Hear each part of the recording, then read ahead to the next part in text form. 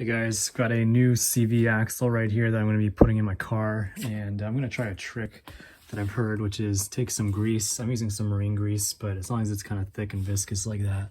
And what I'm going to do here is basically just put it around so that it holds this little ring kind of in place so that it doesn't droop too much and cause too many issues. So I'm going to try that.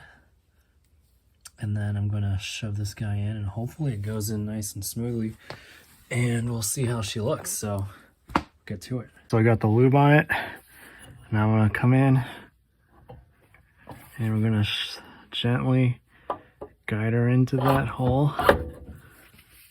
And I'm going to hold up this end like that.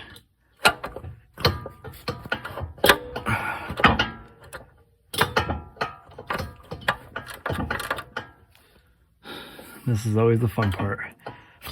Figuring out how to get this guy to shove in there.